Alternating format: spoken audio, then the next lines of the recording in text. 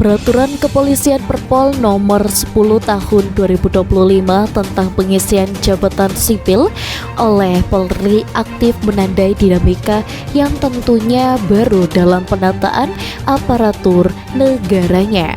Regulasi ini juga kemudian memunculkan beberapa perdebatan publik karena memang sedikitnya 17 kementerian dan lembaga negara sekaligus menimbulkan pertanyaan tentang konsistensinya dengan Undang-Undang Nomor 20 Tahun 2023 tentang aparatur negara, dan sekaligus ada beberapa serta putusan Mahkamah Konstitusi Nomor 114 garing PUU dan garing 2025.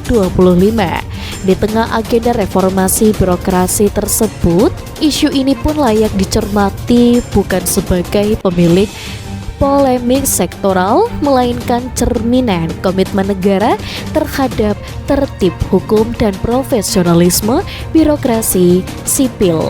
Peraturan kepolisian berhadap-hadapan atau diperlawankan versus upaya penataan jabatan di pemerintahan yang telah ada.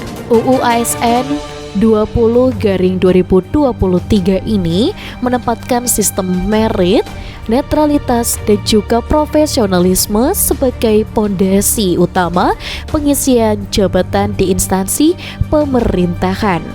Jabatan publik hanya dapat diisi oleh ASN atau mungkin PNS atau P3K, pegawai pemerintah dengan perjanjian kerja melalui mekanisme seleksi yang menjamin kualifikasi. Prinsip ini kemudian dirancang untuk mencegah adanya patronase serta memastikan birokrasi bekerja secara objektif dan juga akuntabel.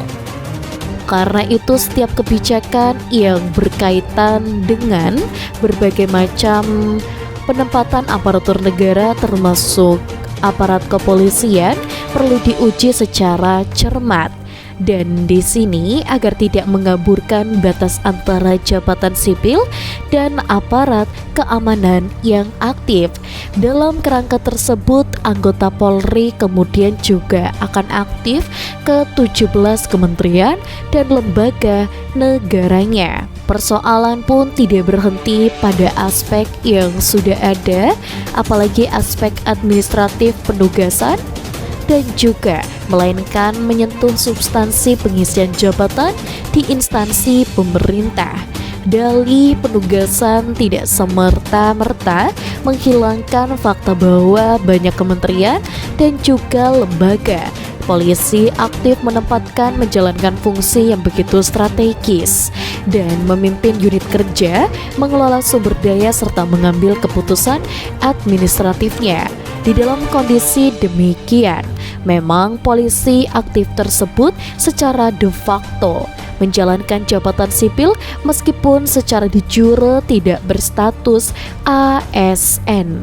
Situasi ini telah menciptakan distorsi terhadap sistem merit yang diamanatkan Undang-Undang Nomor 20 Tahun 2023 tentang aparatur sipil negara. ASN karir harus melalui seleksi terbuka, uji kompetensi, dan juga adanya evaluasi kinerja berjenjang. Sementara untuk jabatan yang sama dapat diisi oleh non-ASN melalui mekanisme penugasan institusional.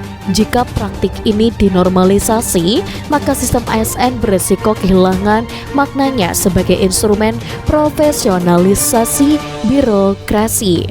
Kontroversi ini pun juga semakin relevan ketika dikaitkan dengan putusan Mahkamah Konstitusi yang menegaskan bahwasanya memang anggota Polri aktif tidak boleh menduduki jabatan sipil di luar institusi Polri kecuali setelah mengundurkan diri atau pensiun. Putusan Mahkamah Konstitusi bersifat final dan mengikat serta menjadi rujukan konstitusional yang begitu wajib ditaati seluruh lembaga ini. Dan untuk teman-teman di rumah, kalian jangan lupa untuk like, komen, dan juga subscribe. Sampai jumpa.